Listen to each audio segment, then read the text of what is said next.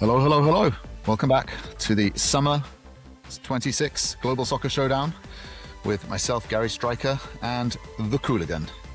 Good afternoon, Qooligan. We are in that air pocket post-semifinals. Only for you is it afternoon. Christ's sake. This is true. It's just gone afternoon for me here on the East Coast, yes. That's true. We are in that air pocket between the semis and the finals of the third and fourth place playoff. And it's coming to an end, and I don't know about you, but the days are feeling a little bit empty without so many games going on and something to look forward to. As anybody who's ever traveled across the Pacific knows, when you hit an air pocket, it's a disconcerting experience. The plane drops about 100 feet, like without just, people freaking out, screaming. If it's a really bad one, you get the oxygen masks dropping down from the top. And that's sort of where we're at right now. Gasping for air. Gasping for air and riding out the turbulence of there was actually some outstanding soccer that occurred in this break for those who don't just sip at the just do not sip at the sugary high of World Cup or buy into the elitism of Premier League or any of that European stuff. MLS returned, and Liga MX also kicked off yesterday with some outstanding games in both of those categories. Okay, well, I know you're across it. Not so much on my side, definitely taking a little bit of a breather, but missing it. Yeah, I mean, listen, I know you hate Robert Lewandowski, but he's an MLS player now. Didn't even go ahead, so I didn't really miss much, did I? So that was a bummer. But when you have what was air quality index was 700. Because the whole of the northern states as well, there's a massive sort of issue going on with because of the wildfires in Canada coming down in smoke. Yeah, okay. Oof, terrible. But okay. Chicago closed every public park, every public space. They warned people. They sent out emergency broadcast notices for people to not go outside. Wow. At 500, it is elevated. If you have breathing problems, index of 500 means really don't go outside. 700 is dangerous levels. We're talking deadly for asthmatics, for poison. They couldn't play a game in an outdoor stadium with people there. They did the right thing. They did the right thing. Yeah. Okay. So we're going to have to wait to see Thomas Müller play Robert Lewandowski. Yeah. Yeah. Oh, yes. Somebody better answer that phone. I know. Landlines, hey? Landlines. It's a rotary phone as well. Yes. It's a rotary phone? Oh my God, that's awesome. By the way, that is the coolest. That is without a doubt the coolest thing in Florida. If it's a rotary phone, why not? But yeah, no, there was the biggest game I think on that was Portland Timbers, who were completely abysmal in the first half of the MLS. Annihilated Seattle Sounders. So this is the MLS is back up and running, right? It's back up. It's off. Wow. And so, Seattle in the first half of the season conceded 10 goals in 12 games. That's good. It's a good fewest number of goals from any team, right, in the MLS. Portland put 5 against them in one game. Oof. I mean, hello, you talk about the hydration break changing the nature of a game. We're talking World Cup breaks change the trajectory of seasons. Yeah. I mean, they might as well call this a clausura and apertura and say that they're doing the Liga MX style, because you're going to see the teams that were ass in the first half are suddenly going to come back, and teams that were really, really strong lost all their momentum. And really, you're going to be able to tell the good teams from the bad teams here. Mm-hmm. Like teams that have consistency in their coaching styles and their various mechanisms, they're going to be able to continue and maintain. And those that were just flash in the pans or happen to hit upon something, they're going to drop out. It's going to be really interesting to see how it works out. Anyway, but that's MLS. We're not talking about MLS. We're here to talk about World Cup. The World Cup. Let's start from the semifinals. Got to start from the beginning. Start from the beginning. So that would be the beginning of the end, so to France. speak. Yeah, that would be the beginning. Spain, France against France, or should we dive into? No, we got to start there. We got to start. Okay. We got to start. Let's go chronologically. We've always stuck to that model. And Spain versus France.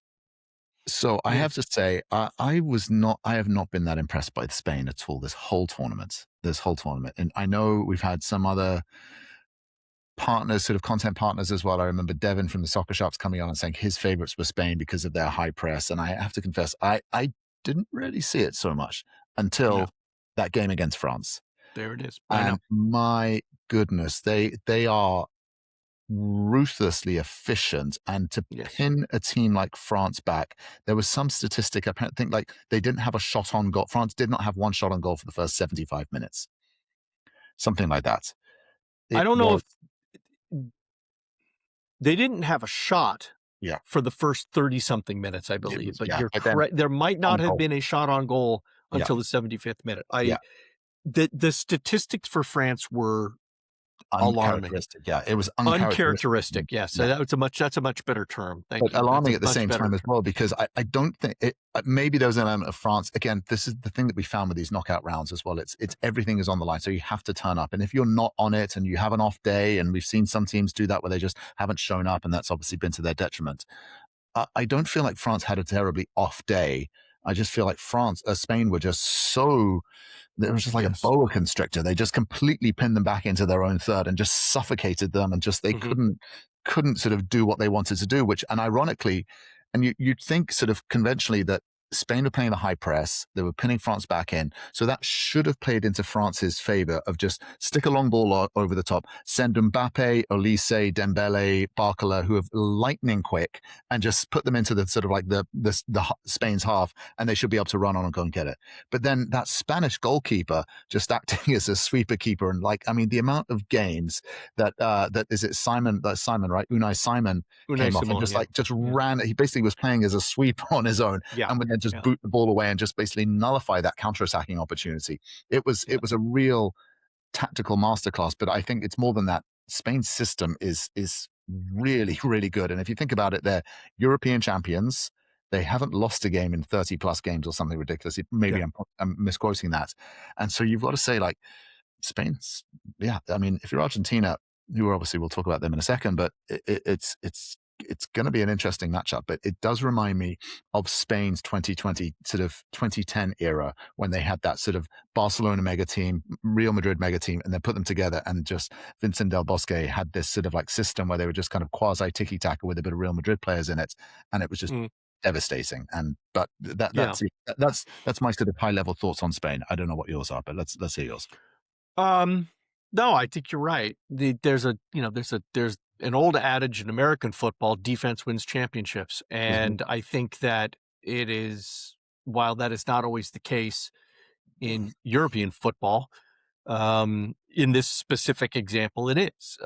There's a reason why Spain has only conceded 2 goals in the entire World Cup over 7 games so far, because they're very good at stopping goals. And when the other team can't score, you don't have to be pretty up front. You just have to get it done. And they do. Right? Mainly because France, they stepped in their own merde. I mean, there was a little bit of French arrogance there. Would you say? You think they came? I don't know. I don't want to think that there was French arrogance. France had every right to be arrogant the way that they had been playing. That was not misplaced. But you had never seen France come up against a team that was as disciplined as they were, right? And so, as Spain was. And so I think Spain just flat out beat them.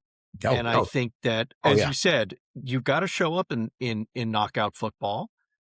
And France had their worst game of the tournament, and Spain had their best game of the tournament. And when that happens, the teams that have the best game win.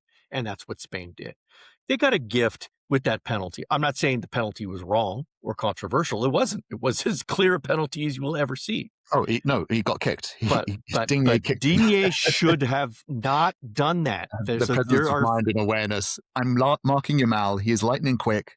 Watch out. I know. Where is he? Yeah. I get it. And he probably checked his shoulder and didn't see anybody and thought he was okay. Yeah. but Lamine was that fast. And no, the ball did touch Lamine's arm, but it was not handling. His arm was at his side. Yeah. It was like, no, sorry. Yeah.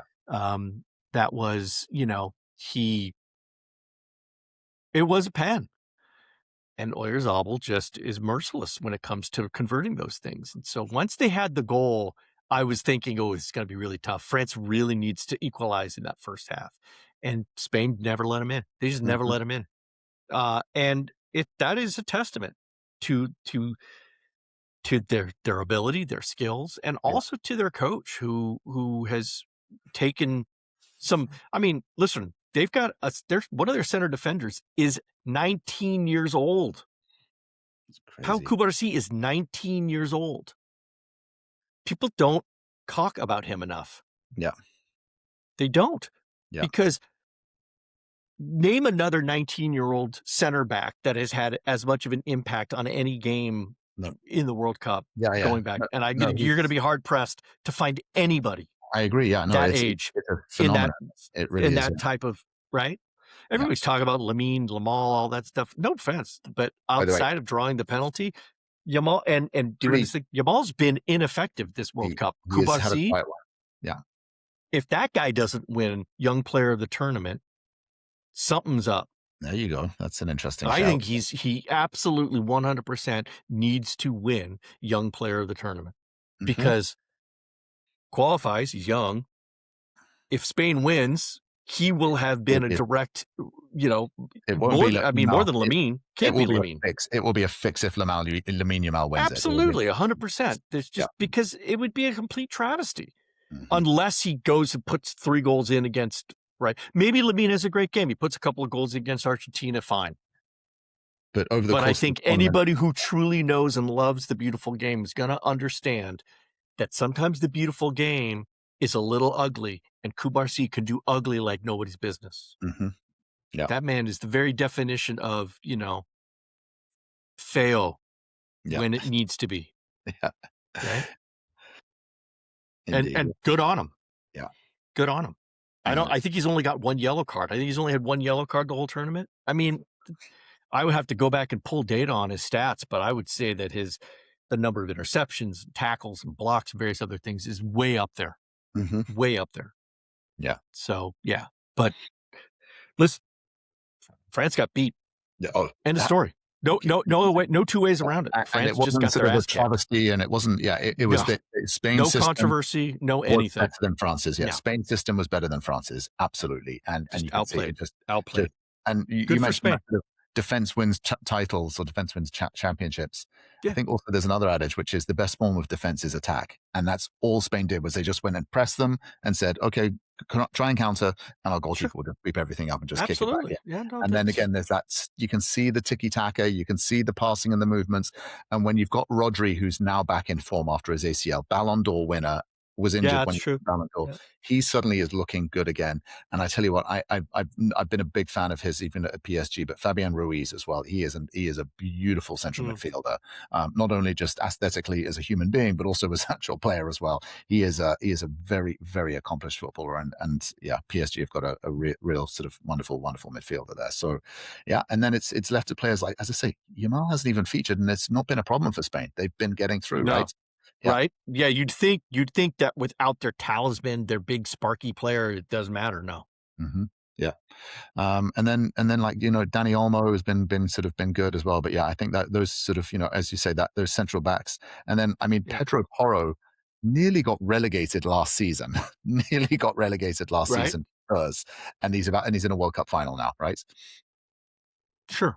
I mean, So France, unfortunately, we were talking about this could be the greatest side ever, greatest international team ever as well with that attacking lineup. Turns out, not so much, eh? Not so much. It's still amazing, but not so much, eh? Let's go to the next game because that one was a fun one. I'm sure that was great watching in your household, in the Striker household. Look, it was another classic England performance in a tournament, right? When it matters, a decision. I'll be honest, I fell into the same trap that Tuchel did, which is at 86 minutes, I was like, we've got this wrapped up. We're going to a World Cup final. We're going to be at a final. That's what I started to think, right? And obviously, and then I did genuinely think that. I was watching it. Gary. We had a restaurant, we had a bar there, which is just down the road, and sort of there weren't many people in there, and sort of the kids were around us as well, and even my son was like, "Daddy, we're going to win this. We're going to get through." And I was like, "Yeah, I think we are." And little again, I'd like to think I have some experience, but again, it just goes to show that you're never too old to learn something, are you? As well, which is and yeah. So those are my thoughts. Go on, give me your sort of unvarnished. There's a famous meme that went out. It might have been Men in Blazers, where they talk about a player, and there's like, he makes this incredibly brilliant run, dribbles through 2 or 3 players and goes in, and then one of the Rogers goes, and then he suddenly remembers he's English, and you see him trip like over his own feet. And I went, oh, how appropriate. Yeah. So I didn't watch this in a room full of people. I was actually just on my own. And one of the things that I became very conscious of was at around 70 minutes, I went, I'm really nervous. And I don't care about either team. Let's be perfectly blunt. Yeah, I'm not rooting for England. I'm not rooting for Argentina. In fact, I'd say that if anything, I'm probably rooting against Argentina, if you've ever been listening to me talk about them on this pod. But I watched this game and I realized in 7 minutes, I was nervous. And I said, why am I nervous? And I said, because Argentina is playing well. Yeah. And they were. And they were, without a doubt, the most dangerous team playing in that game in the second half. The first half was a debacle. I'm sorry. It was among one of the worst halves of soccer I had ever seen. Yeah. 7 fouls in the first 5 minutes. Or 10 minutes. And there was that Argentinian sort of grit coming through. There was some elbow, there's a saying in England. You call it grit, right? I call it assholery, whatever you want to call it, shithousery. Yeah. Listen, they were both doing it.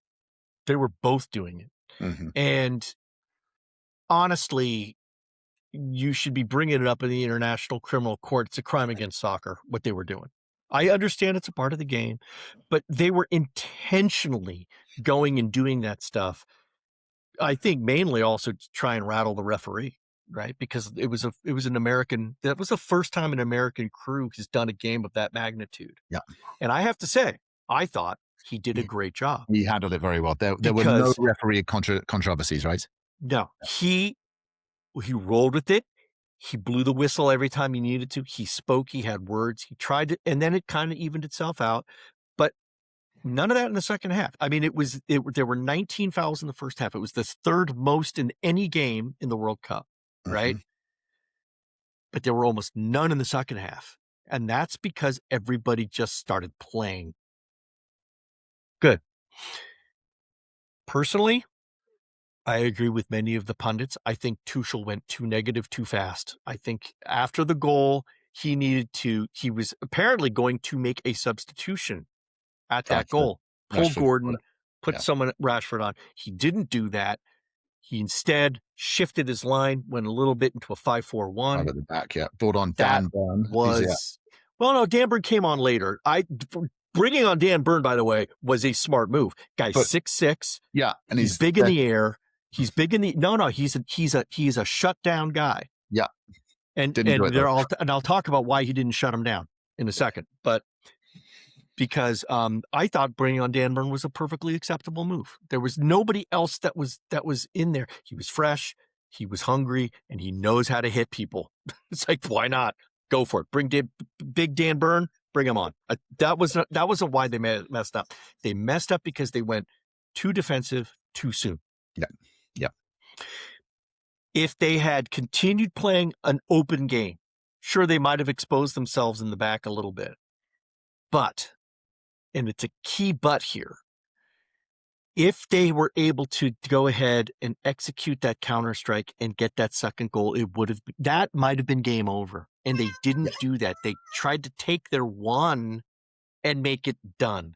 Yeah. They didn't try to go out. They tried to shut up shop too early. Yeah. That was a mistake. Funny you say that, because again, when the substitutes were coming on and they were bringing on the defenders, it was like, you've got Rashford, you've got Saka on the bench, like, just because, again, Argentina, they're going to come for you. And then they're going to come for you. So there's going to be space. So that there's just, all you have to do is just, again, a Dan Burn header, get it up to the halfway line, break, done, goal, kill the game, as you say. And he didn't go for the jugular, Tuchel. He didn't go for it. Right. And if you think about it in hindsight and you say, okay, 86 minutes, 4 plus extra time, call it 10 minutes as well. So 16 minutes of basically a barrage of basically Argentina coming at you. And so tactically, you're like, why would you sit back and say, come on, Messi and crowd, go and have a crack at us and see if you can break through this wall, right? And it's in hindsight, it was the most foolish strategy, whereas it should have been this. Whereas Spain, when they were 1-0 up, 2-0 up, they kept pressing, and they kept going. And that was, again, to Tuchel's detriment. And I know the media and the sort of I wouldn't want to sort of spend too much time in England if I was Tuchel, because the knives are being sharp and the media are going for you. I'm sure it will blow over in a couple of days. But the main prevailing argument I hear is he was brought in to make these game time decisions when it got tough. And there's a saying, he bottled it. He just shut up shop, and he was thinking, what if I lose this? And look, to be objective, you can think from Tuchel's perspective, why should we go out and press and attack? Because again, if they did go out and continue and throw on sort of, a Rashford and keep attacking, and they did lose that way, the conversation would have been the same. Why didn't you park the bus? Why didn't you shut up shop? Right. And so, of course. Yeah, listen, of course. Yeah. In coaches, they only get love when they win. They know that when they lose, they're going to get mercilessly, they're going to get, and I think that's carved the big up problem. and yeah, that's the problem with the English mentality, is they're just scared of the media and the public as well, and just the backlash that they're going to get for not performing. And that's comes into the psyche. And once again, and again, I don't know whether Tuchel's strategy was good, but I just think it was executed too early. That's my problem. I do think that if there comes a point where you do park the bus, you hunker down. I just think it happened too early. I think that was his big mistake. But did you notice the other thing that happened? So this was the other thing that I saw, is when I'm watching this play and I'm watching this blue wave, right? This light blue wave come in. England is all sitting right there. They've got it. They're all between the 18-yard lines. Narrow, plugging up the middle. Yeah. But then what happened? What did you see that happened there? Messi became a winger again, right? You. Yeah. Messi became a winger again. Yeah. Again. Messi, this entire time, has been sitting in that middle, trying to exploit the lines in the middle. He didn't do that. They put him on the outside. And I swear this was intentional. Of course. Whether he did it himself or whether Scaloni whispered it to somebody to whisper to him, he puts himself into the wing, and what happens? He feeds both goals. Yeah. And the first one, listen, those are the type, when Enzo Fernandez takes those shots, those are the types of shots that are, you call them once in a lifetime shots. Now, for a good player, they're not once in a lifetime. They can really do those. It's a banger. It was a magic hit. I mean, it was one of those things where you see how many times in the game you see people set up with the exact same setup, the exact same roll, the exact same approach, and they pull it, they sky it, or they hit the. Okay, listen, that was well executed, well struck. Congratulations, good for you. That's great. Okay, that's absolutely fantastic. But the second one, my goodness, I mean, off his weaker right foot, I don't think there was anything anybody could have done about that. That time, that was fate, right? And Lautaro Martinez was just right there. That was a case where England didn't adjust well enough, and Dan Burn was in the wrong spot. If Dan Burn is in front of Lautaro, he never gets to that ball. Dan Burn was at the front post, not in the back post. Yeah. That's just... Look, it was a perfectly delivered ball at the right place at the right time. So perfect. Well. Lautaro Martinez, I think he's got to be about 5'6", 5'7". He's not tall, right? And yet he got a header on it. And then, of course, as you say, and Dan Burn's positional play will obviously be is sort of questionable there. But again, I just think if you look back at Argentina's games, not just in this World Cup, but all of their other tournament matches, they show late, they are gritty, they fight till the very end, and they always, well, not always, but more times than not, get the result. Same thing against Egypt. right? They were down again. Enzo Fernandez with a beautiful header and a winner, right? Same thing. Cape Verde as well. Do you remember that? Again, it goes to it as well. Argentina. This is the Argentinian way, right? Hold on to the very. Yeah. They're almost like the zombie or the Undertaker, right? Do you remember the move in WWE, right? Where the Undertaker, like you think he's dead and down and he just sits back up and he comes again. Oh yeah, sure. This is Argentina's way, which is they're not dead until you've driven a stake through their heart, their eye, and then the referee has blown his whistle. And even then, watch the pile of dust afterwards because it may reform. Exactly. No, I'm not a fan of Argentina for various reasons. I don't want to get into that right now, but I respect the hell out of their mentality and their grit in being able to do this. This is every game they've done in the knockout rounds. They have had to come back from adversity and come down. Yeah. And if you do that 4 times in a row, that is not a fluke. No. It's no longer a fluke when you do it 4 times in a row. Camaraderie. It's winning, everything. It's all of it. And yes, it helps that you have Lionel Messi, the greatest player around. Yeah, it helps, and he certainly had his say in it to assist. Yeah, but you still need to have, as we all know from other teams that have incredible players that do incredible things. It doesn't help. Didn't help Norway. Didn't help Portugal. It didn't even help France, and they've got 3 of them. Mm-hmm. Right? More probably, but and it didn't help, and it didn't help Portugal. So it doesn't matter if you've got that. You still need to have everything else around working in such a way. And Argentina has that, and England did not have that. Didn't have and that. That's the way it goes. Again, England got beat, and they got beat in a far more awful way than France did. At least France is like, damn, we just didn't play well. We got beat. No. England's like, we had it. It was there. Team. They were the better team, and they had it. They had them, right? They had again. All it needed was just a couple. Again, bring on Rashford, bring on Saka, play the counter, and hit them on the counter. And so much speculative stuff that can go in there, and yet they had it, and then they didn't. Yeah. And it's a tough one. It's a tough one. I think that's a tough blow. It is. It's a tough blow.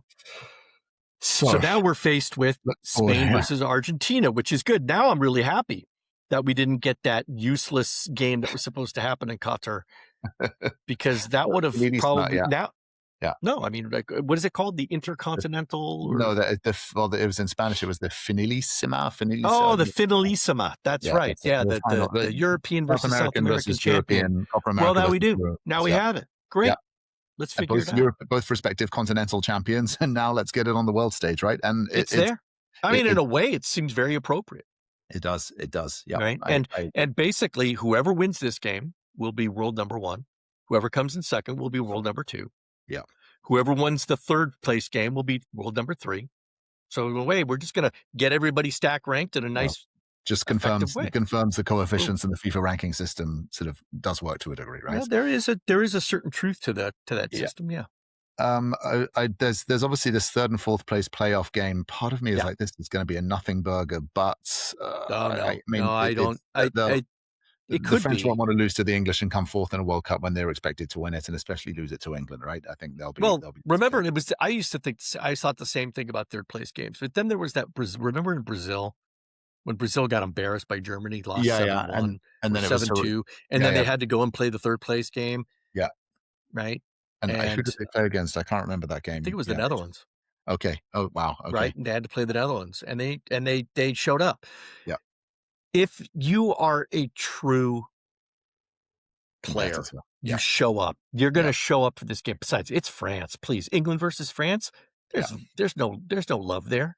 There's beef. There's history. There's animosity. The French hate that when England was a part of the EU, they used to go across the tunnel and buy all their wine and drink all their stuff and poison all of their communities and things like that. But whatever. And let's not forget, Kylian Mbappe is still in running for the Golden Boot. He is tied on goals with Messi. If he can score and Messi doesn't, he will win it outright.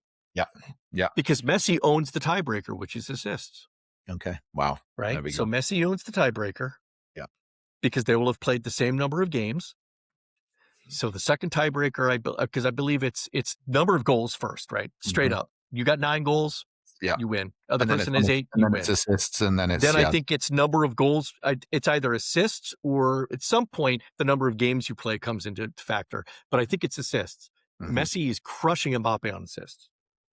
Well, right? I mean, he got two. He's got 4 already. Yeah, maybe 2 5. against England, and I'm sure he's. And so. Yeah, it's not. It's not like they'll talk the talk and tell each other, fake each other out, and say they're not Mbappe. It's going. What I worry about is that the game is going to end up being Mbappe just trying to Mbappe. And France is going to stop playing the France ball, and they're just going to be like, make sure that Mbappe scores so you can get the goal. Remember, it's Deschamps' last game as a manager as well, right? Because he's finishing as well. So I'd imagine he'd want to go out on a high. I get he's definitely has sort of like he's in Mbappe's corner and saying, I want you to sort of get all the sort of, you're the main guy, and obviously makes him the captain, those kind of things. So he'll do that. Again, England, Tuchel, again, imagine now getting sucker punched by Argentina as the way they did, and then getting mauled by France instead of finishing 4th. Like, listen, this game matters so much to him. He has to turn it around and show what they can do. No, I think this game matters. Yeah, you're right. It is a nothing burger. It's totally useless, and yet it's everything to both sides. So but we'll watch it. But let's watch it. Of course, we'll watch it. Let's see what happens. If they're real, they'll show. Okay. And then the final, I think, is going to be fun. I'm sorry. I think it's just going to be fun. Yeah. Of course. Look, any final is, there will be dramas. I worry for Argentina. Hey, if Spain play the way they did against France, they'll just overrun Argentina, surely. But you also have to be really worried. You also have to be really worried if you're Spain. As soon as it hits the 85th minute, man, everybody's gonna go. It's Messi time. It's that, and that's where it's getting to, isn't it? Messi or Enzo Fernandez Messi time. Yeah, some of these guys, they pop up and they will. Yeah, it'll be an interesting one. My sense is it'll be a Spanish sort of like high press again, that boa constrictor style suffocation. It's worked for them. Why would they change? They can't change. No, but that is their way. That is the way they play, isn't it? Yeah. So I would say Spain are the favorites here. I just looking at they have to be. Have to be. Mm-hmm. Yeah, no, and rightly so, I might add. They haven't always been pretty to watch, and I've been a downer on them too. I've been like, Jesus, it's like watching paint dry. It is boring. So boring. Yeah. But it wins. It's effective. At the end of the day, it ain't about pretty. It's about, it's about winning. Yeah.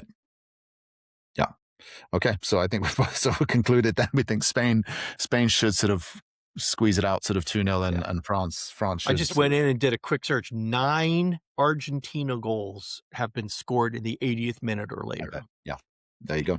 And 1, 2, 3, 4, 5, 6 of them inside stoppage time or extra time. That's a lot. Yeah, it's a lot of clutch. It's a lot of clutch goals, man. And they have been exactly that, right? That is a lot of clutch goals. And they've been fun to watch, though. Hey, they've been fun. Those games have been fun. No, they've all been, and that's the other thing. They've all been good goals. It's not as if it's not as if the keeper drops the ball right in front of somebody and he toe pokes it in. I mean, these have been exquisite shots and amazing crosses and wow, quite spectacular. It really has, yeah. Okay. Well, I think, I mean, some of the one. I mean, Fernandez has scored 2 amazing goals, right? There has been that header against Egypt. That goal against England was fantastic. Julian Alvarez's goal as well against Cape Verde. And Lautaro Martinez has also had 2. Like the last 2 games, he's gone in. Like he scored in the quarterfinals in the 121st minute. There you go. Wow. Yeah. Right. And again in the 92nd minute. I mean, come on. So do you think Spain then, I mean, because what we found is Messi is, it seems as though his legs have gone. He's not done. I saw some statistics, like he's walked, his numbers in terms of distance covered has been minimal compared to some of the other top players, but yet he's there, more goals, more assists than most people as well, and sort of pushing on. So he'll either do it for you or he just becomes the decoy and goes out wide and puts in a perfect ball and gets the assist as well. So how do Spain think about stopping him? Because this was one of the comments that I heard would be pre-England game. How do you deal with Messi?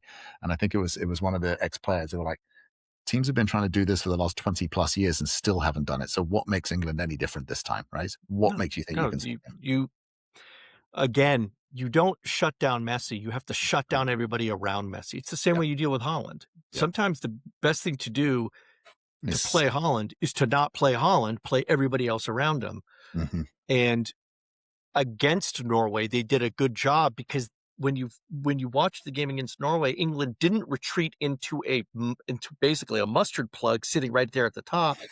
They were a little bit further distributed out. Yeah.